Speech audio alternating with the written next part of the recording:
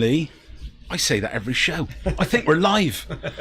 Hello, everyone. So I'm going to put on my headphones. Welcome back. Welcome back. We got no viewers right now, but I do believe we're going to be inundated soon. Mm-hmm. Inundated. Right. Sorry for the week off. We're happy to be back. We had a back to school night obligation, so now we're back and we will be more consistent moving forward. Yeah, I think that's the only real one during the year, isn't it? Like yeah. The back to school night. I think so. Yeah, not a lot of Thursday. Well, I guess Thanksgiving. It's probably yeah. No, I was just saying there aren't a whole lot of Thursday. Throw a turkey on the table, right? You can get a turkey on here. Do you know that those types of videos, just watching people eat, doing their things, are highly called for? You don't want to see me eat. Well, leave a comment. Leave a comment if you want us to be your Thanksgiving. But Big Johnny 27 does. All right. All right. No, I'm joking. All right, so I'm just going to try and get some stuff online before... Oh, we got a viewer. Hello, viewer. Good to have you. Good to see you. So this is not a drill. Oh, I guess it's... Cool t-shirt, I like it. Yeah, little hammer. All right, so topic of discussion for this evening. How do you deal with conflict? Great topic, I think. I think we're going to have a good one tonight. Oh, I got some doozies. Yeah, I mean... Can I say that personally, every single time I do a show, I regret life the day after. I'm always... I'm like, oh... Like, people are actually somewhere going to be like, oh, I need... Okay, yeah, we're psycho. Yeah, we'll keep that one for a rainy day. So, who wants to? I'm going to get the. Well, the first YouTube we should talk about what we mean by conflict, right? So, how would you view conflict, Lima? Oh boy, here we go. You just love hearing this voice of mine. Hey, everybody. And I feel very loud right now. No, you're good. It's soothing. Yeah, it does sound good. No, so I mean, there's various types of conflict, but I think that the thing that we decided that we're going to focus on are the interpersonal conflicts that we experience over the course of like our lifetimes, what we're experiencing now. And one of the things about conflict, don't forget that there could be varying levels of or different types of people that you could be experiencing this with. So it could be somebody that's on the same level. It could be a peer. It could be somebody that's authoritative. It could be a parent. It could be a teacher. It could be a success officer, right? Whatever the case may be, right? So really thinking about how you're going to be dealing with conflict in these different or varying situations. I mean, personally, I'm one of the people who like to go a little head on, especially if it's like a peer-to-peer type thing. But I've also found that in a work situation, when it comes to like a work type flow, that I have to be cautious in my approach because I can get very aggressive with certain things. Sure. But also as a counselor and being an advocate for the kids, I really do kind of stick my foot down and try not to let up when it comes to things like that. So again, we can talk a little bit more about that later, but who else? Talk to me. Conflict. Well, just the idea, just to start, we went through and we asked, we had a survey up on the Mello website, and we asked some students and some people just in general to respond to the questions that are following here. So we had how comfortable are you dealing with conflict was the first question. And then we had range from very comfortable down to very uncomfortable. We had who are you most likely to go to and presented with a conflict, and we listed many people from parents, family members, teachers, counselors, friends, coaches, religious figures, social media, and then people could write things in. So they wrote in things like therapist, myself, no one. Person put, just keep it to myself, or I would rather just go straight to Twitter or Instagram to rant about it. And then we also just asked in general, who do you feel comfortable going to for guidance? And they were allowed to pick however many they wanted to. So not just one, they were not restricted to one, but they could put as many as they wanted to of that same grouping. And then finally we had an open-ended question where they were just asked, how do you handle conflict? In which we did get a lot of responses. That was not a mandatory response, but we had a lot of responses for that. That was really interesting to see some of that. Sounds good. Interesting. And I'll tell you as well, a lot of mature responses. A lot of them actually much more mature than myself. Yeah, especially at that age. Yeah, at that age, I'll tell you. Yeah. So, but there's still some things that we'll get into as far as trends that we're noticing that we're going to touch on, because even with that last one, of the responses, it was close to a third of the responses, maybe even a little bit more than a third of the responses were just mentioned they try to ignore it, or they just don't know how to deal with it. Yeah. So they just try to forget it or eat it, as some of them said. They just don't deal with it. And we got to just talk today about potential ways to do it. Not that we have all the answers. No, Again, it's not what we're here for. We're yeah. just to kind of offer some advice about what we have done and what we found has worked, and what maybe we've done that hasn't worked through our experiences. I think you should start from the top and go around the table. What was the first one? How comfortable are you dealing with conflict? Let me see if I can. I'm going to do this live. Let's see what we get. Look at that. So let me see. Can I even do this? While we do that, we're gonna go Ambrose. Ambrose, what you got? It's funny because Dave, I was gonna say Richie, Dave and I ride in together, and we sometimes talk about what we're gonna talk about on the podcast, and sometimes I feel like I have to cut him off because I feel like we're getting all the good stuff out in the cars. But we did get into this a little bit on the ride in tonight, and one of the things that I said is that it's changed a lot for me. It really has. If I had been asked this as a teenager, I probably would have been one of the, I think you said 26% at one point, one of the people who said, I just try to avoid conflict. I'm not going to deal with it. And I think that stemmed from the way I was raised, that you try to, make peace at any price, that type of thing. And I always felt that conflict was one of those things I just had to eat.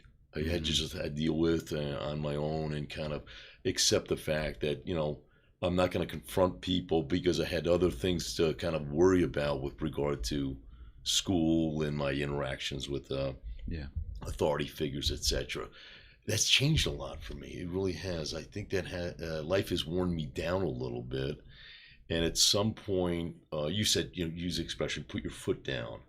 I probably only started putting my foot down maybe in my late 20s, so I think the way that I've dealt with conflict has really changed over the course of my life. I feel more comfortable with it now, much more comfortable with it. But it doesn't surprise me that people say, I try to avoid it. I think a lot of that probably comes from the household, kind of the way you were raised. I mean, I know a lot of times, you guys may have heard this. You ever hear a student say, if I had a conflict at school, I better take care of it. Otherwise, I'd be in trouble at home. I better take care of business, or somebody better not, get the best of me because that's not the way I was raised. Maybe for some people that's the way to do things. I mean, what do you guys think? The very defensive posture I think a lot of people have about that when it comes to how do you handle the conflict. Is it you are going to go in with a defensive posture to just say, I'm right, you're wrong, and I don't care, because that's you just, I think immediately most people get very defensive as a human reaction to any type of conflict. People will get defensive, and I feel if that's your go-to, you're just going to make it worse. You're not going to really, that's where you could just say, I'm done with you and I'm not dealing with it, or we're going to fight or something, but it doesn't really resolve the conflict. I think that's what we need to figure out. How do we resolve the conflict where you could feel better about it? Yeah. And, for myself, when I also, like Dan, I have changed over time, but I think earlier on in my life, I was much more defensive and just kind of saying, like, whenever you felt like you're being challenged, you have to kind of, I don't want to use the term like man up. I knew you were going to say man up. Just be like, I got to say something, especially if it's in front of a group of people, right? Like that's why they always say as teachers, like, don't confront people in front of the group and pull them aside, because you're just going to make them get their defensive posture up. If you ever challenge a kid, depending on who they are and where they're from and things like that, they're just going to immediately come back at you, and it's going to become an issue. So you're going to embarrass them or things like that. So I felt like that was my go-to quite a bit with authority figures, with peers and things like that, where it was ever somebody said something, made fun of, whatever, we do take it personally. So I feel like we should always kind of be more aware of those type of things. And then as I got older, obviously you mature and you're like, I can't pick a fight with every person that's in it. And you have to just start thinking about your professional settings and start to say, all right, I can't have the same approach. I have to look at it, take a step back, and not respond emotionally, but with a level head. Well, I'm going to jump back in here for a second. On the ride in, you at one point said, use the expression, one size fits all. And I think you were making the point that there is no one method. Right. Because, people have different personalities. We were talking about introverts versus extroverts. And, yet I don't think you can kind of dial up a prescription for everybody. Look, when you run into conflict, this is what you got to do. It really depends on that person's personality. It depends on the specific situation, I guess. I mean, what do you guys think? I'd like to begin by saying I'm at a disadvantage because you guys already discussed this Oh, prior yeah, to coming. no. We're at a disadvantage. Yeah, very No, much. I'm joking. I I'm joking. did cut him off. I said, geez, you know what? We're going to have the whole podcast You're going off in the script. car. Yeah. No, but Yeah. I think I agree, and I think that we all have to evolve when it comes to conflict over the course of our lives. And I'm a very emotional person. I've always been a very emotional person, and that's something that hasn't gone away with the conflict. But I feel as though now, like in my old age, I take a step back and I go, okay, why am I reacting this way to whatever's going on right now? Is it an actual conflict? Are they perceiving it that way? Right. Or is it just me? And Right. I'm creating something that may not intentionally even be there. Right. So I think that now, after like going through my training and seeing what the kids go through, that Sure. I have to take the step back and I'm like, okay, like, is this really conflict, or is this just being me being inside my own head and, Right. and seeing something that isn't really there? I see a lot, Alina, I see a lot of that in my new position as a success coordinator. I see a lot of, like right out of the gate, we'll have a student come down and they make too much of it. This is not a big deal, right? Relax. Yeah. You know what I mean? And they I hope come you don't in. say relax, because that's like putting fuel on the fire. Yeah, right. You're Well, telling me it's to funny. relax. It's funny because nobody ever calmed down as a result of somebody saying, calm down, right? Don't tell me to calm down, right? No, you calm down. No, you do get the impression sometimes that certain personalities, I won't say students, because we're just talking about people, right? Adults still. They get fired up right out of the gate, and they make certain assumptions about what is about to transpire, and they get their gear up and they're ready for a fight, and when there's really no fight to be had. The number of times I'll say that I have created this whole situation in my head, and you go in and you're already riled up, you're ready, like, bring it. I come from such the immaturity that I see in myself, as I look back on my younger self, and I know why. It takes two, right? But from my perspective alone, I know why this is my third marriage. You know what I mean? So so early in the show, and I already went there. But I love it. This is free therapy. $400 I'm saving every night they come over. So, but yeah, it's pretty mind blowing to look back on your younger self and cringe at the multitudes of times that I have just been belligerent. But why? Let me ask you, let me poke at you for a second here. Why? You're looking very GQ tonight. I want to say, everyone take that in right there. Look at that. That is amazing. That's excellent. Meanwhile, no, you're getting off the subject. Yeah. Why so belligerent? I mean, I want to know, because I'm dealing with young people. Hey, shut up. I think, How could you turned out to be a great guy. You turned out. So how do I get somebody who is belligerent to turn out to be a great guy? I mean, so what happens? It took a couple of pieces of sandpaper. I mean, former wives. It took a couple. It took situations. It took me losing everything multiple times. You lose your child to a divorce, not even lose, but you never expect that you're going to grow up and not be with your own kids, and that just does a number on you. You either go cold or you go the other way. I watched my dad years ago. He would, as an emotional transformation, and every time he talks about his dad. So, but I saw over the years, are you watching this? To years later, just kind of like, wiping away those tears because you could see, oh, okay, he's, things are finally getting in. And it was just nice to see that transformation, and things have happened like that for myself. So you go through these tough moments in life, and they either make you or break you. But I don't think really, well, I think much of what we go through is there to, and you're able to come out the other side and be better, as long as you don't kind of snap during the process. And I think if you do snap, then you don't really have the finger on the pulse of what it is that you can do to kind of alleviate some of these stresses, which I'm sure, or how to deal with these conflicts, which I'm sure we'll get into in a little bit. Yeah, I think that's a good point. You bring up the idea of, as Dan mentioned before, like it's not the one size fit all. So we know that. I think we're all more on the extroverted side, so we're touching on that. That's why we do. But the introverted side, how do they deal with it? I only think that we have to at least be willing to try something, even if it's trial and error. I think when it comes to conflict, you have to try to face it as opposed to run from it, because from the trial, you're going to find out what works and what doesn't work. Yeah. And that'll shape you.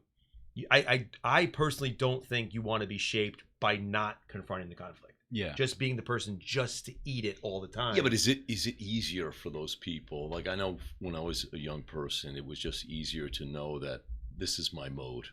When I run into conflict, my mode will be to kind of take the back seat, step back. But then what happens is you constantly are going to be faced with your area of conflict in different people, in different situations. Yeah, it never gets resolved. You never find a way to overcome. You said earlier you were somebody who kind of took it a lot more when you're younger. So if you can go back, would you change that? No question.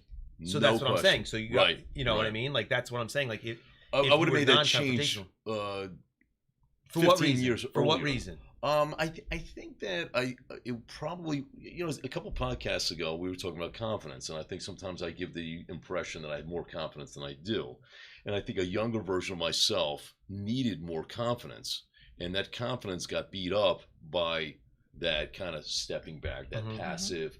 Well, look, I won't engage. I need a little bit more of that. No, I needed a lot more of that engagement. Okay, no, we're not going to have it your way.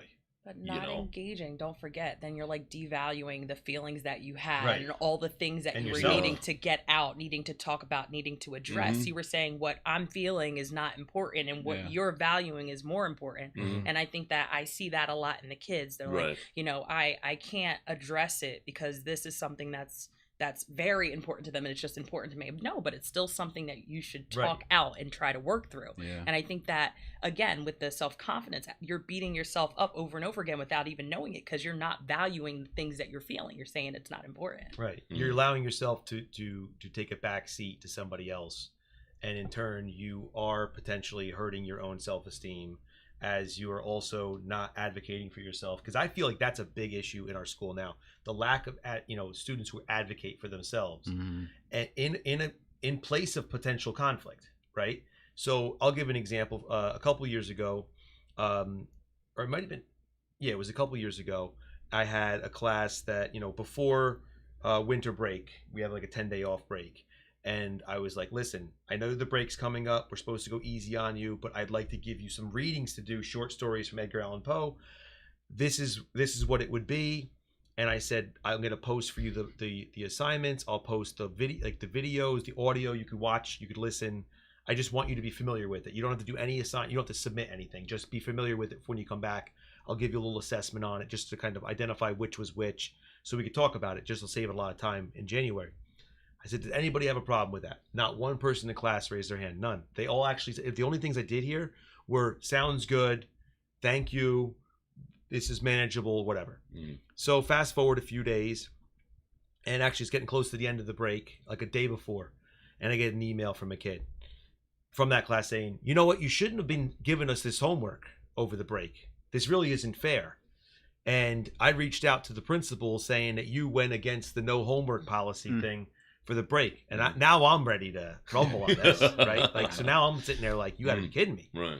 So then the next day they all show up to class, and I gave them the assessment. That night, a bunch of emails come from the students in the class. You know what? You really shouldn't have done that. That's not right. You gave an assignment when you weren't supposed to. And I had posted it. I had everything listed of what had to be done, what was going to be done when they got back. No one said a thing until the day before, and then the day after they got wind that one person emailed me, and then they all just piled on. And then I ripped them. I said, "You got," and again, that's a case where if it's a communication issue, because if they would have let me know when I assigned it, I would have been like, if this is an issue, it's done. We're not doing anything over the break. Fine. That's what I would have responded. But their assumption that they had to do it when I gave them the outlet to say, you don't have to do this. If it's going to become an issue, let me know now. And they didn't. Now they made it into a problem by waiting that long. So again, it's communication, I think, is number one when it comes to resolving conflict, because we can't assume, as Liam was mentioning before, we make something much bigger than it is, when it literally could be nothing. Because I know for myself, like dealing with anxiety and things like that, you immediately go to doomsday in your head on everything. So you just think, and I think of this a lot too. I'm like, well, if I take a half day, who's going to question my half day? What am I going to have to do as a result? What happens if he emails me something about it? How am I going to respond to that email? All before I took the day off. I'm thinking in my head of how to respond to a hypothetical email that may not even ever happen, but I'm getting worked up over how am I going to respond to that email. And that's the thought process that I have on a lot of things. And I think a lot of people have about, if I was to poke the bear here, or if I was to raise my hand, ask a question, or just go against the teacher, the friend, the whoever, is this going to create something that I'm not prepared to battle? I mean, I can put myself, if I were in your class and I was the only one, everybody else is around me is not saying anything. And I could see myself, because I was that kid in school, being like, yeah, I think I have a problem with it, right? And then it's like, you're the only one. You're the only one who has a problem. So now what is that teacher going to say to me? Like, in high school, I'd have just ate it and been like, they're probably going to dig in on me a little bit, but... But again, that's a case where if you're not going to respond, then you're not going to get anything out of it. If you would have been the only one, the answer would have been, you're everybody's hero in class. Because now they don't have homework over the break. And that would have tipped it over. But most kids and most people, I think, they would have automatically, like you said, gone to the negative. If I put my hand up right now in this moment, how is this teacher now going to view me? This is my honors teacher. I have to be with them the rest of the year. It's like all those things that start like swirling in your head. But when even if the person says like 5-6 times, I'm just letting you know, if this is too much, let me know. Like what else could I have done? In other words, nothing. There's nothing. But thinking about a high school kid, and even like if this is too much, like even that phrasing, thinking about how some people are very sensitive about things. Oh my gosh, if I raise my hand, I'm saying that it's too much and I can't handle it. Oh, if they can handle it, I can handle it, you know? So it's like, again, there was no safe No, but it's good to hear that though, because then I mean, now I got to think about how am I going to approach this with, you know, I mean, now if they're listening, you're going to have to do a vote. You're going to have to do a vote. But it was on a they weren't physically there. They were on a Zoom thing or whatever. It was on a WebEx. They could have just been like me, and then just developing those skills on like how to reasonably deal with conflict. Where do they come from? I venture a guess that they come from the family. In other words, the how you see others. Well, the people I know who've handled conflict differently than I have growing up, you know, in the last 50 years, if I know them well enough, I know that that's how their family handles things. You know, that they're not like some oddity. That their mom is the person who gets on the phone and calls so and so, or their dad is the one who comes out on the porch and says, okay, this has got to stop or whatever, and that kind of trickles down. So as parents, how do we reasonably teach our own children, about dealing with conflict? Well, it starts with us, doesn't it? I mean, the thing is, we can I mean, look, we can talk about conflict all we want. The reality is there's a maturity level to most young adults that won't learn until they've gone through their own hardships. So these are just going to be things that they go through day by day, regardless of what we say on this podcast, really.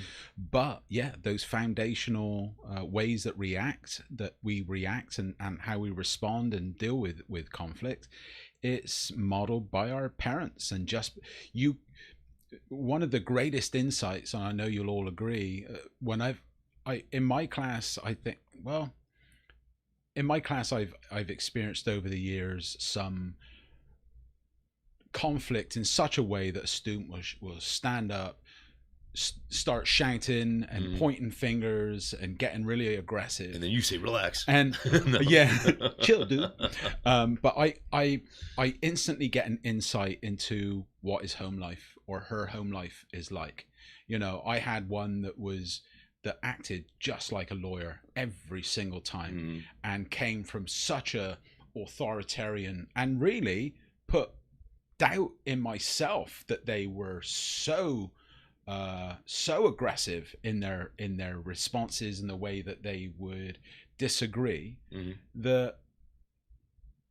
was one of the toughest. I actually almost quit after that year because it was so out of place. So you're saying the apple doesn't fall far from the tree? I don't think so. I mean, unless they have a strong group of friends that maybe they hang out with a lot and that's how they react. But I think our parents, if they're shouting and screaming at each other, they're the ones that kind of subconsciously give us the permission that, oh, I'm allowed to do that when we fight.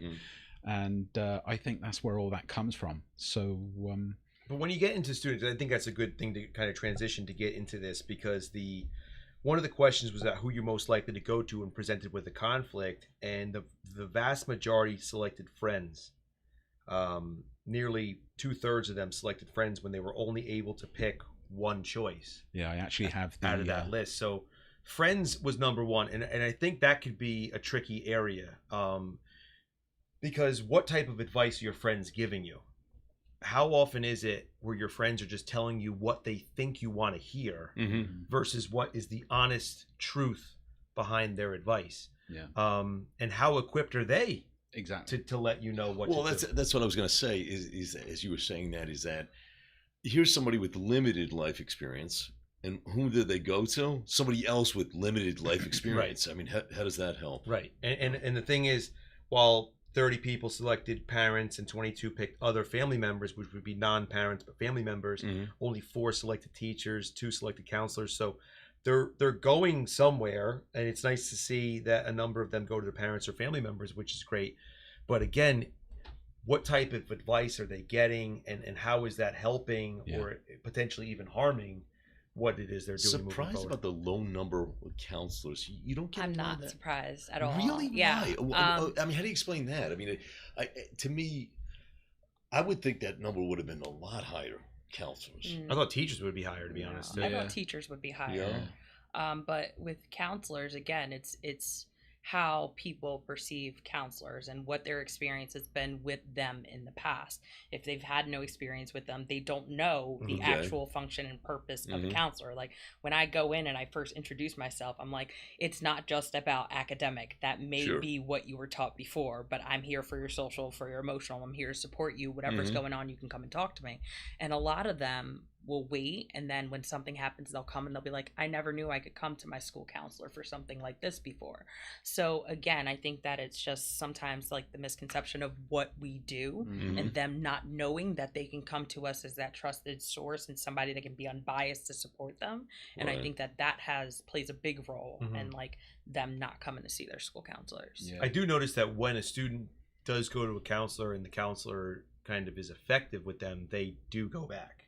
Because it just kind of creates that relationship. And I think that's just that first initial meeting in a school as large as ours. I think it's just difficult to say, there's so few counselors or so many students. How should I even be going? Or is it, when do I find the time? Or how is it? There's just like that hesitation that's built into it. It's the first one. They always go, well, I didn't think my problem was as big as somebody else's problem, so I figured I just wouldn't come. How about as coaches? I know you guys both have coached. That's 0 on here, by the way. Which is surprising to me. As a coach, Alina, did you get a lot of that? Or you didn't get any of that? I feel like all of my volleyball players came to me when there was some type of conflict. I was like the person that they would come to first. Dave, when you coached it was basketball? I mean, it depended on the individual. Sometimes it would be, but that would be a private thing. I think especially with the boys, they wanted more of the escape. I felt like, especially with just wanting to have fun Right. and cutting loose and having and just carefree. So I allowed them to dictate that, and I would just kind of use that time for practice and games. Just like, look, we're having fun, just banter or whatever. And if they wanted to get serious, it would only be like on the side before or after practice if something would come up, but it would never really be like a group type of thing. Yeah. Especially with the boys, it wouldn't really be that way. But if there was something going on, they would come to me maybe during the school day or something like that. Shop teacher, you get the 2.5 periods. Yeah. Do you get any of that? Well, I mean, what I personally actually use and create teachable moments, as and when needed. So it's graphic design, 3D animation, and SEL. And I just we bring up subjects today. I said public service announcement to everyone in this classroom. Everyone stop what you're doing. My wife wants to give you a lesson for today. So today's lesson is, whenever you're on an important phone call with your mortgage company, with the college admissions, whoever it might be, get that phone number, maybe sometimes record the conversation, write down their name, who did you speak to, what date was it, collect those emails, and proceeded to tell the story that our car got broken into months ago. A check was stolen that she was going to give to her dad the next day. We had to cancel the account. She had stellar credit, like top 800, 800s. And the next thing you know, she was told that it would be not an issue with the new bank account, that it would go through from our new account. All the money would be fine. The money didn't go through. So now she had to fight through. Now the credit dropped 150 points. Jeez. Ouch. 150 points. So now it's a case of pulling up all the phone numbers. I had a conversation with Fred on this date. I got the email here, and now it's lining up. And if you don't, you're going to be paying through the nose for the next, God knows how many years, because you didn't have that information. So as things happen in class, as there's disagreements, or I hear disagreements or differences of opinion, I will bring up the other side and just bring up food for thought and just have, well, what about, what if, and they allow them to come to their own assumptions, because oftentimes when you tell them the way that it is, and maybe someone doesn't totally love you, then they're like, no, I'm not doing that, whatever he says. So if they come up with it, it's a win-win. But it's just keeping your eyes and ears open. But look, I am blown away. What I can say, I guess, is a couple years ago, maybe there was someone that wasn't doing their 100%. Maybe they were doing 65, 70%, and maybe there was a little bit of conflict there. Well, this year, absolutely mind blown, different individual, totally, stepping up the game and bringing their A game, and there is no conflict now, whereas before there was, and it's so nice to see and so refreshing to see that someone can make such a big jump in. And maybe it's, look, I've been off for the last year and a half. Now I need to make up for time. I need to focus. And come to find out that they want to start their own business of some sort using the skills that they got. Who knows if this is going to be their lifelong thing, but time as well, just I guess simmering in your own juices of life that you've created for yourself, going, you know what, I think I better change some things. But they do that. We deal with high school students, so that's a maturing age in many ways. Like they go through a lot, and there could be a big difference even within a year. And I have juniors, so I could definitely see a big leap between the beginning of the junior year and the end. Just as far as how seriously they take things, because that's a year where you really start to think about your grades in college and things like that. And I've had students who have been just very combative during the year. It's usually girls who will just be like, "I'm not doing that," or blah blah blah. They just come at me, and I just like go back at them, and it's just a back and forth. But then, not even realize by the end of the year they've grown in respect. And then, I don't even find out. Like I've had a situation where a girl literally the next year wrote her college essay about me being like her favorite teacher and stuff like that. And I'm like, I never would have thought she would have ever had that based on how she was last year. But just the idea of, you could just see the growth in not backing down and just kind of reflecting on what you've done and what works and what hasn't worked, and just said, all right, well, maybe I was wrong, and maybe I was right sometimes, but I grew from the back and forth and from the experience of being around that person who was not just going to let me get away with whatever. So I just feel like sometimes the back seat approach, as many of the students take, or just the sit to yourself, or I don't talk to anybody about it and just kind of leave it alone.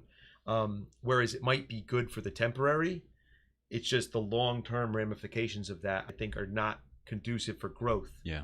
For myself, sometimes it would just be a verbal argument. Sometimes it would be a physical argument, growing up. Right. Obviously, that's not much the case now. And a lot of times it would be like defending someone else or something like that. Like my friend was getting into it and I'm like, I'm coming in. And that's a part of like just being social, I think, anyway. You're just kind of like looking for opportunities to prove your loyalty and friendship to people, right? Like, sure. A lot of times it happened during sporting events too. Yeah. Like somebody would like nudge a guy on my team and I'm like, that's it. And I just like start a brawl on the field. And I'm like, and then he'd be like, what happened? He's like, oh, you just apologized or something. I don't care. Just knocked him out. It's just, you just, and then people remember that. Like, I remember that time you punched that kid at the game. And I'm like, yeah. But it's more like you go through these things and it's not that one situation will tell you how to handle every other one. It might work one time this way, right, and then the next time that kid knocks me out and I'm like, that didn't work, right? But you learn from these experiences, and I think you just have to be a participant in life and not just sit back and say, well, I'm going to let everything just kind of simmer away from me and I'll just rejoin later and I'll just kind of look for things, because I think that we make a lot more out of the conflicts than that really has to be.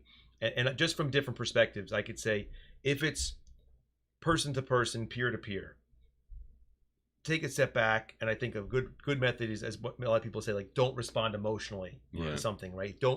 If you're fired up at that moment about something, like, let yourself cool off, and then get a clear head, and then revisit something later. I think that's important. Take some notes because I just because for me, if I get like an email that I'm like, this really sounds antagonistic or whatever, I might initially just hit reply and start writing. I'm like, let me just erase that and let me just take a step back, and I'll respond to it later with more clarity and a little bit more diplomatically if I have to, right? So I'll do that. Same thing if my wife, if we're getting an argument, I'm like, let me walk away from this for a minute, gather my thoughts. How can I present this to her where it's not going to make it worse, but where we can actually smooth things over? They always say, like, don't go to sleep angry. It's like, no, maybe you go to sleep angry just so the next morning you could get things smoothed out, because it might not be worth a huge battle that you're not going to be able to rectify at that time. So there's all different ways depending on who the person is. But ultimately, if it's someone you care about and something you care about, you should always, I think, advocate for it and kind of stand your ground on it. But I think our society now is so black and white on things that we have to be careful with. Some people just be like, I don't like that comment, block, or unfollow, or I'm no longer talking to you because you have that political leaning or whatever. And that's just kind of avoiding potentially moments of growth. Exactly. Now, the other side of things, I think, comes from other factors such as culture, race, gender, that involve themselves in how to handle conflict.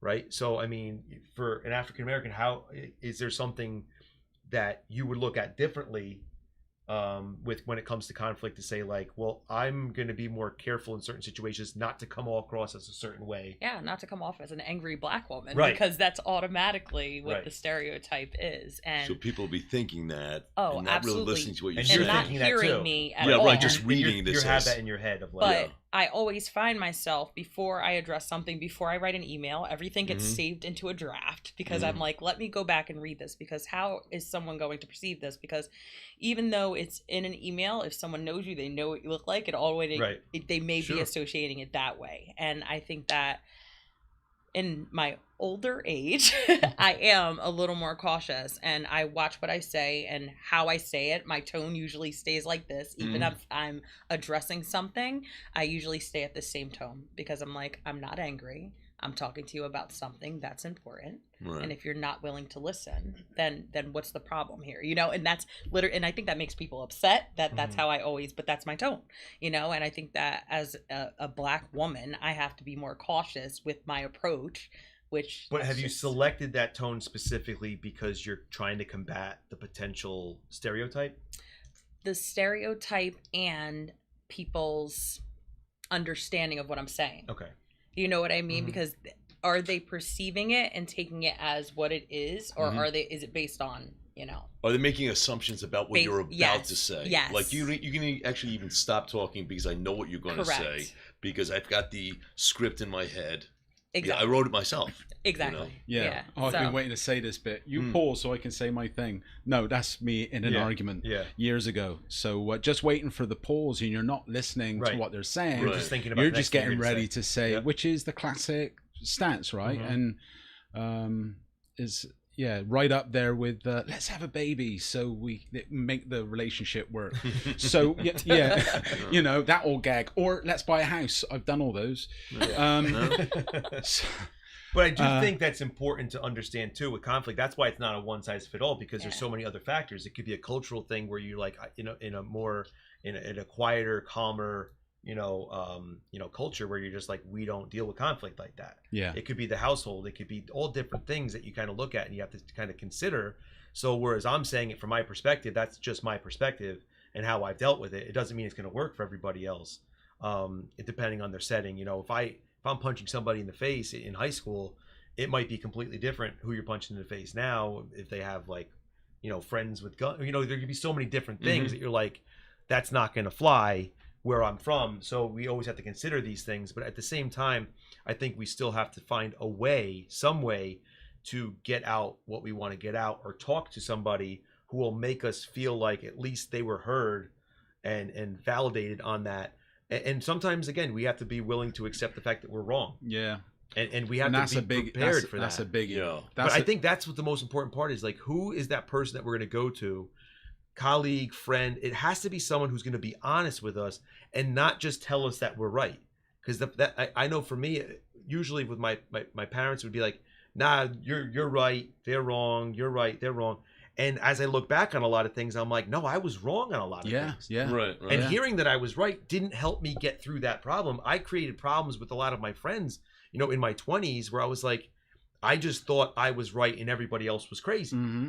And it's not till like after the fact that we kind of look back and you say like, that I was like that. That was terrible. Like why? Yeah. And a lot of people aren't willing to necessarily have to get you to see that, because if you're not willing to look for it and you're not willing to see it in yourself, anytime they would have ever said, man, chill out, you're wrong, I would have just been like, no, man, you're wrong. Like, and that wouldn't have worked. So I had to it had to be my own revelation to fix those relationships and go back and apologize for like, no, man, I was a jerk. I should not have been that way. Yeah. And if we can move forward, and I would appreciate to have this friendship, because we had a lot of good times, and I apologize for my role and whatever.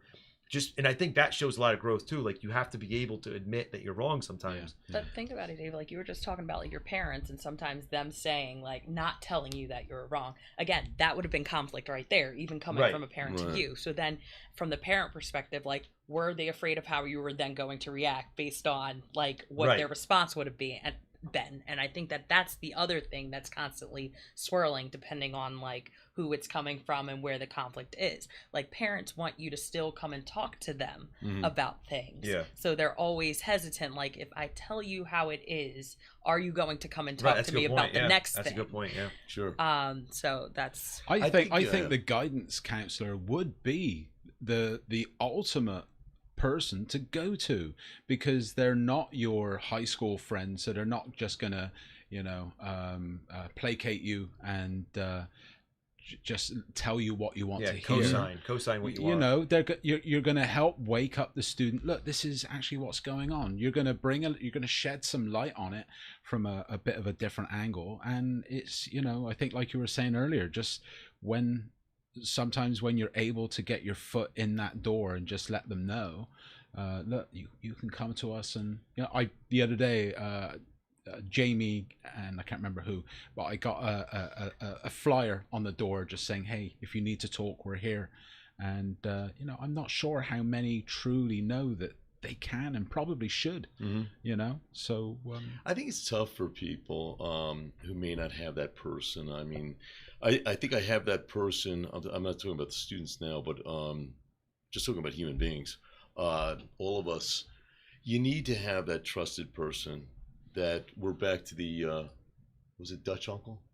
That person that puts their arm around you and tells you, let me tell you what time it is, okay? You might want to sit down for this. I thought you were going to pull out the beers then. No, I mean, some people don't have that. I have that. I think sometimes our significant others don't get enough credit for keeping us in line, because I know that my wife will not hesitate in saying, you're totally wrong here. Not about me, I mean, but what you said about that person or whatever. Yeah. I remember one time I came home from work and I said that I said there was an issue at work. I sent out an email and she said, let me guess. It was mildly amusing, but highly offensive.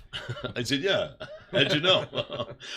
So, I mean, I unfortunately for a lot of young people, they don't have that person that they can kind of run things past. Am I out of line here? I say that a lot of times to my wife. Tell me if I'm wrong. And the people that are close to you that you can go to, maybe it's a friend, it doesn't have to be a spouse, that you can say, this is what happened at work, or this is what happened with this relationship. Am I out of line here? Am I nuts? And you need a person that's willing to say, yeah, you're nuts. Yeah, you're way out of line here. Yeah, but that's what we need the young people to understand. Our students need to understand that those are not, your friends are going to be the ones who will tell you what it is. Yeah, right. And those are not enemies because they're not agreeing with you. Right. They're your friends. So we shouldn't shut them down because they went against something that you said. We should listen to them and see if there's validity to it, and not just assume that they're becoming an enemy of yours. And we shouldn't automatically assume the yes man or the yes woman in your life is their support. Yeah. And I think it's funny, you bring up the idea of challenging. And I think everybody to some degree in a relationship, when you get married, you're kind of like, yeah, I like the fact that I'm challenged by this person and they're not afraid to put me in my place. I've heard that so many times from people who are like more alpha. They'll be like, yeah, they put me in my place and I respect that. And that's why we're together. So it's not the person who's always just going to cater to every whim and just kind of, baby you through every step and tell you you're always right. But the person who's going to be like, no, you're wrong. And sometimes I get accused of doing that too much with my wife, where she'll be like, can't you just take my side for once? And I'm like, yeah, but I like to just throw the devil's advocate side. Sure. Like, maybe it's not as bad as you thought, or maybe they really are busy. That's not something that it's not something about you. You just got to think about, posing things in different ways. The same thing I'm doing with my kids. It's like, well, so-and-so did something to our daughter. And I'm like, well, did she do something first? It's not always, who is it? Where are they? It's like, there's two sides. Like, just kind of like slow it down a little bit and not jump to the conclusion of now it's a problem. Well, how many times have you in your life been involved in a conflict that you later realized was just a misunderstanding? Oh, I thought you meant that. Well, no, you were expecting me. Oh, no, but I was expecting you. Yeah. Oh. Right. I get that a lot on the job. Like last week in the podcast. Yeah, right. Wednesday night. Hey, where are you guys? He's up here with... We had no idea. I'm totally offended him, by the way. This is going to be an awesome show. I'm here. I have my pen and everything was ready. Yeah. Get the waters out. I drank 4 waters. It would have been funny if you just did it by yourself. I guess I'm just here by myself tonight. Talking about waters, a very quick anecdote. I'll make it very short. Years ago, we went to a restaurant, and the guy come up and he said, "Yes, sir. What would you like to drink?" I said, "I'll have a water, please." And he went off, and 5 minutes later, he comes back and said, "Sorry, sir. What was that again?" A water, please. And he goes back and he comes back a couple minutes later, a bit confused and a bit concerned. He said, yeah, I've asked the bartender and he doesn't know what that is. I said, water, W-A-T-E-R, water. Anyway, silly story.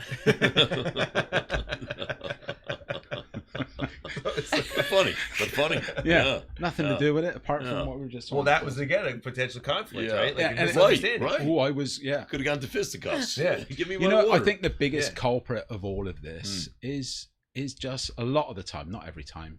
A lot of the time is just what our minds. I said to the students the other day, again, another teachable moment, unrequested. No one was talking about it. But I'm like, I'm going to tell you whether you like it or not. Yeah, I do that. Your biggest enemy in life is going to be yourself and your mind and what you do with those thoughts, you know. And but apart from that, ego. You know, ego's a big thing. It's been my downfall up until just a few weeks back, actually. Yeah.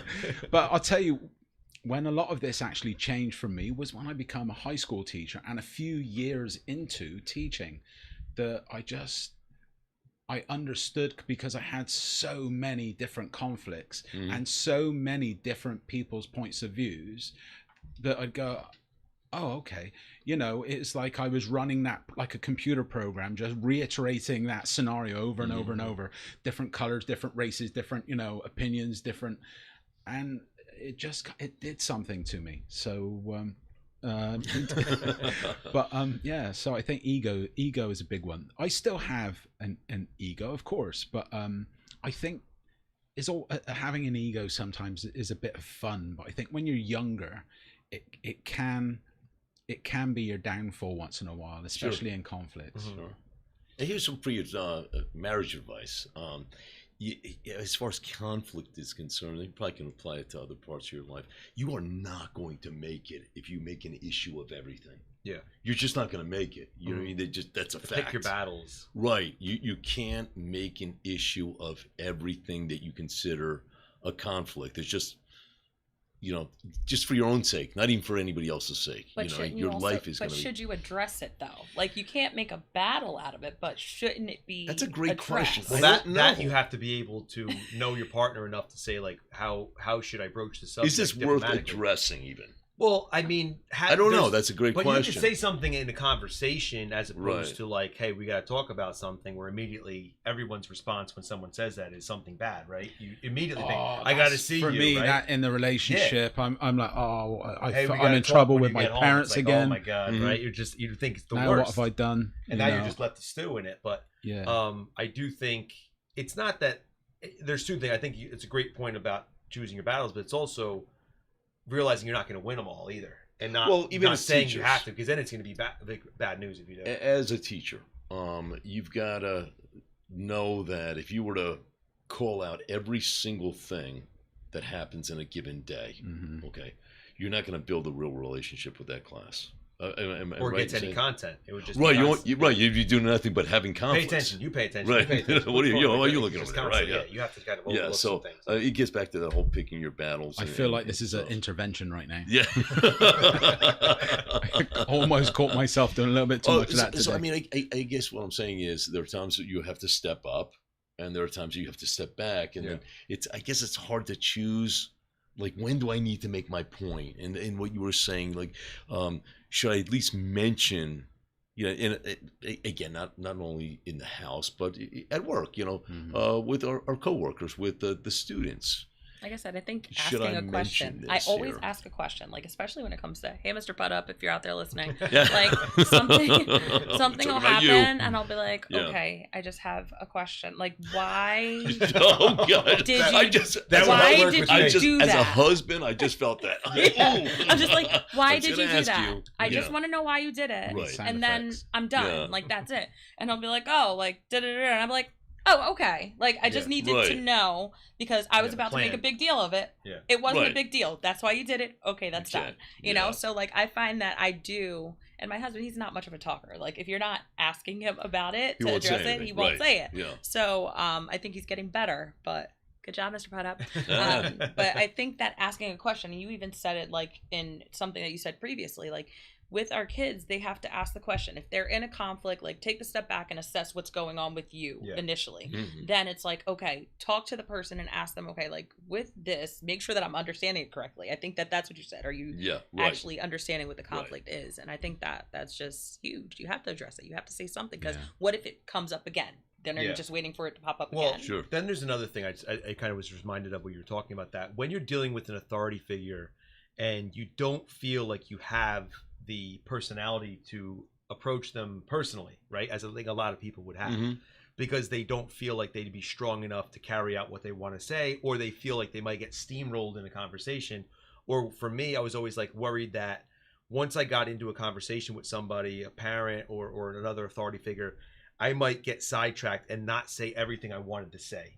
So what I would get into the habit of doing was writing it all down, and I would write it like in a document. and I would review it and just be like, is this the way I want it to sound? And then I'd either email it or print it out and leave it somewhere for the person to see and just be like, that's all I want to say. And now the ball is in your court, but I got everything out. And I think that's a great way for people who are more introverted to say, if I want to get something out, I'm going to write it down the way I want it to come across, review it, but still give it to the person if I feel it's necessary, because I want them to know this about myself and want them to know that if I felt offended by something, or if I felt like this is too much work, or felt whatever it is, I don't agree with this is how I'm feeling on something. I think that's a great way to get it out and have it off of your chest to feel better about a situation. And then hopefully the person receiving that will then come to you with a way of kind of responding. Look at this guy. Oh, hey, Mr. Putta. Oh, I in am. trouble? Thank you. Yeah, he's responding. Great But I stuff. think that's a great way to kind of still get the if you can't say it, Mhm. or you're afraid of it not coming across well, or you're afraid of getting rattled in the conversation or getting heated in the conversation, write it down, send it, post it, text it, whatever, and then just say, all right, it's out of my hands now, and that's my side of it. You get everything out instead of worrying about forgetting something or your tone changes. You might or give whatever. it more thought if you had to write it down. Right. You might It's reflective. stop yourself. Yeah. It's 'cause reflective. Obviously, I'm talking faster than I normally write. Mhm. So when you're, Yeah. especially when you're fired up in a conflict, just stuff just comes out, and then you're not really editing yourself. You're not looking back at it. But Right. what you're saying is, you write it down, then you get a chance to kind of like almost look at it. I won't say third person, but as you looking at the words, Yeah. instead of saying it, you think, oh, okay, how am I coming across here? Right, because again, I think that the tone part of it is important. I think if you've given the time to step away from what you're talking about and come back with a level head, it's not going to have the same, anger to it. It's Mhm. going to come across more like just talking in many cases than, because usually when I would write, it wouldn't be like all caps and exclamation Sure, points, because sure. I'm not Yeah. in the heat of the moment like that. I would just be like, look, I was really not happy about this. Can you please do this differently? Whatever it is. And then Well, how many hopefully- times with an email or a text message you write something? It may not necessarily be aggressive, but you realize, wait, let me back that out. Yeah, yeah. Let me back that Yeah, out because yeah. I know what it means, but I could see somebody Mhm. reading this and thinking, what's this all about? But I'll even type it out. I'll type out what I would like to say. I won't put an address in the address bar, right. Yeah. but Right. I'll type it out just to get that out of me, and then I'll sit with And it then assess then, it. Yeah, delete that, get rid of that, Mhm. reread it. I might Yeah. read it like 20 times before I Right. send the darn thing. But Yeah, there could be a huge advantage to that as opposed to Yeah. getting somebody on the phone and Right. ripping them. Right. know? It's just the idea that if people by our nature are confrontational and defensive, you're kind of getting out in front of it to say, I'm not going to give you a chance to change the narrative to Mhm. get me off my game in a conversation. It's just everything's out there. Right. It's I'm gonna black have your and white. attention. It's right there. Right. And you can't Yeah. change my words because I wrote it down. Mhm. You can't misinterpret something because I wrote You it can't down. even interrupt me. Yeah, Because exactly. my stuff's yeah. out there. Everything's there. And if it just be like, if they come back at you, I wrote it down. So there's a lot of people who will just tune you out just to be like, I want to be right, or you're wrong, or whatever it is. And they'll just kind of throw that back at you. And I think that's the great way just to be like, that's all I wanted to say.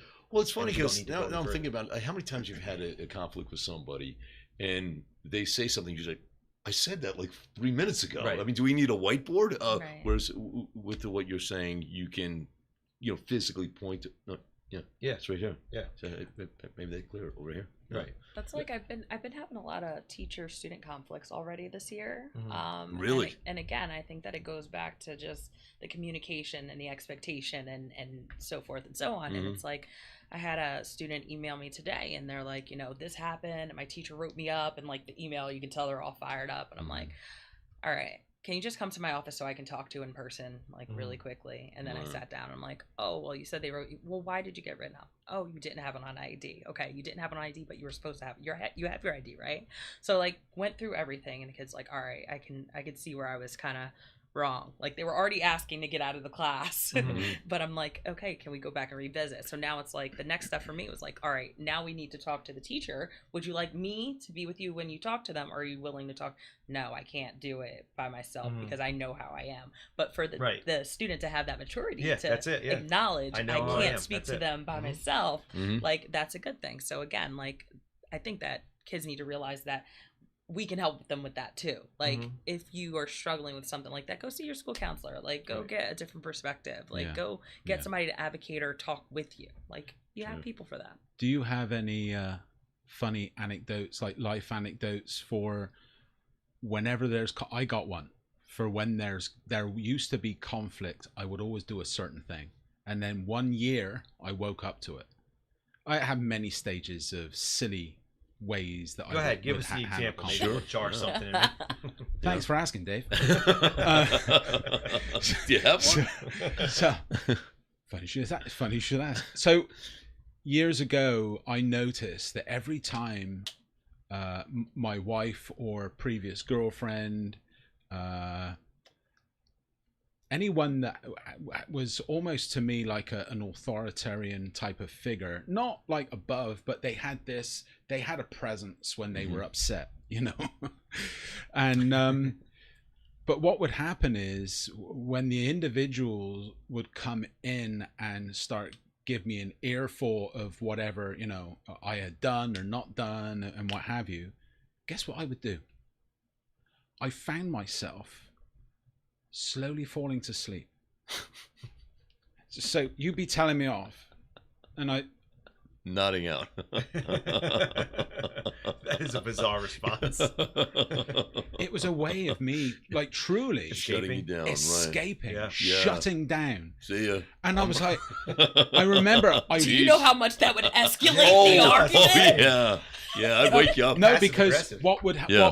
what would happen is the individual would kind of give up. Mm, It would stop, right. and I'm like, This is inside, going away. I'm like, yes, Yeah. but long term, not yes. Mm-hmm. And that's been, I think that's been the growth of where I'm at now with my wife over the years, is that I think pretty early on I would spot that I would do that during a conflict, and I'm like, what the heck are you doing? And she's been in a relationship, she's been so forgiving, bending, and, you know, flexible with all that stuff, and vice versa, very much a two-way street. Mm-hmm. But wow, the just the mutual growth that we talk about often, you know, that wow, we've come so far, we've been together, you know, a number of years, 15, 16, something like that, but married since 2016, I think. And Live, we're it's live. okay, she's not listening. When she plays this back, there's a conflict She- coming your way. Her name, Yeah, yes, there's I your am, hon. conflict. She's right Yeah, underneath sure. Michael's. So yeah, but you know, it's funny just looking back, and it's not funny. It's also a little bit sad. But then again, I am, because I've gone through all that growth and I've gone through everything that I have. I'm kind of where I need to be now. You know, I wouldn't unwish this relationship in any way, but it's certainly funny to look back over the evolution of my own self and see I went from a bit of a jerk, Mm-hmm.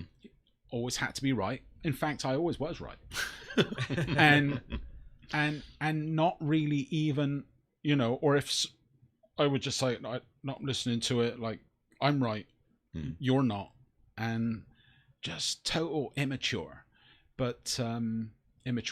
But yeah, it's been such a crazy, wild, and a painful ride, right? Because if you come from a place like that, well, you've said we've actually had very similar kind of things grown up over the years.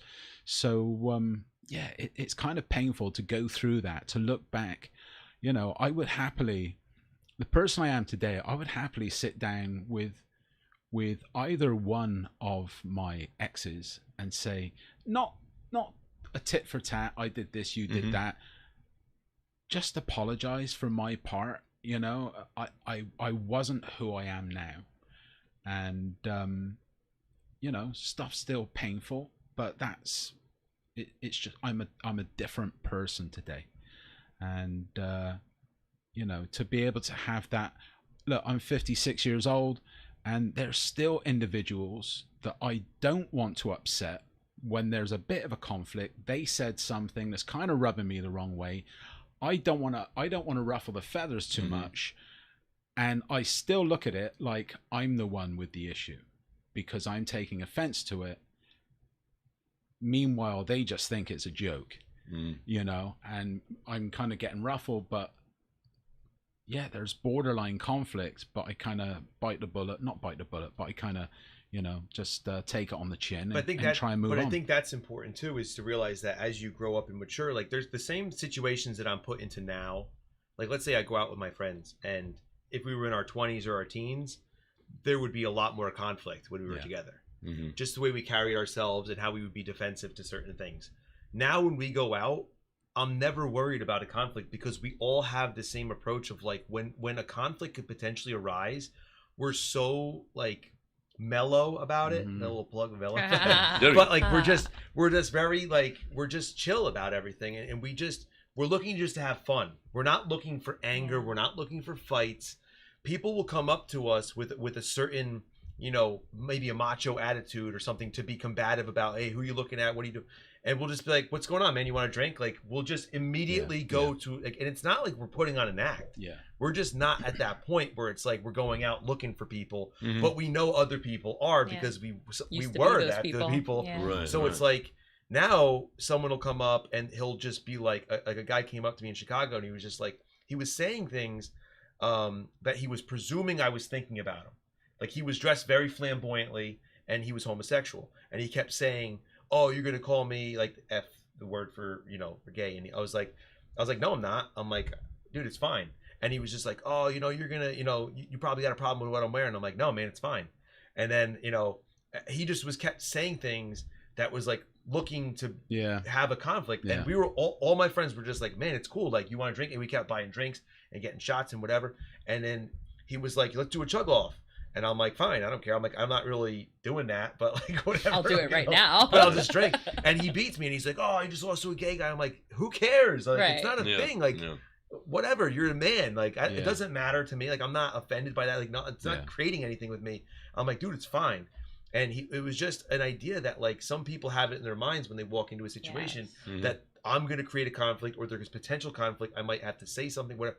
And I'm like, none of that is happening. And I'm not joining in with what you're trying to do, whether it's trap me or whatever. Like, we were just all completely fine, just hanging out, and it wasn't a big deal. But or that person was basing it off past previous experiences. Yeah. You know, and it's unfortunate, but I think that that's what happens in a lot of conflicts that you're going to encounter. Like, people are reacting based on their previous experiences in those types of situations. You have to ask the question, how much conflict is really the residual effect of previous conflict? Yes. Absolutely. Yeah, I know what you're all about. You're just like everybody else. Yes. But I'm hopeful from that interaction that he left thinking, all right, they're not all going to be like that. I mean, those people were pretty cool. You know what I mean? It doesn't have to be. Because again, sometimes people are wearing something or they're acting a certain way that they were going to assume this is going to create an opportunity for people to judge me for something. Well, it's funny because when you think about it, it's actually pretty logical on his part. Do you know what I mean? Like, if you have a certain amount of experience with something, after a while you just think, this is the way life is. You know what I mean? I mean, the last 8 times I went out with this outfit on, I got harassed. This is number 9. Well, I think there's a good chance I'm going to get harassed for this. And it's also almost the defense mechanism, right? It's the defense mechanism, the fact that, like, all right, if I think that this is already going to happen and I address it before it happens, then am I saving myself? It's like Eminem in 8 Mile. Like, you say everything bad that you can say so that it doesn't come back to hurt you. No. Does anyone out there know what 8 Mile is? Mike? It's the stretch before my house just after 7-Eleven. So look. How we doing? Hour and 8 minutes. Oh, we went over. Hour and 8 minutes. Sorry Cut the about last that. 8 minutes. We're fine. So look, those of you that are watching, thank you so much. If you would visit the Mello website, probably, let's see, probably in a couple of days, what we're going to do is we're going to have up new questions, a new poll, and there it is. Yeah. In front of my face. So mello.app. Some cool stuff is happening. What I will do, thank you so much, Emily. What I will say is that I'm actually getting trained up for SEL, social emotional learning, Cool. yoga, meditation, and all that mindful goodness. So, we're going to have a bit of a certificate. We already got some incredible credentials all around the table, but just to have, this final kind of stamp on it and know that we're coming from the right place, we're going to get you all sorted out. Tons of hours of footage of the most incredible people you've ever want to meet, with everything that you could imagine someone living through, and living good, decent, honest, good lives today, just to let you know that you can go through all of this as well, no matter what it is. And it might not be answers, but it might be, a response, something, another angle for you to consider. Anyway, enough of that. We'll get the information to you in time. So thanks, everyone. Yeah. That's it. Thanks Another again. one Have in a the good bag. night. We'll see you next week. Yeah, next week. Thanks, All everyone. right. Next Thursday. Bye.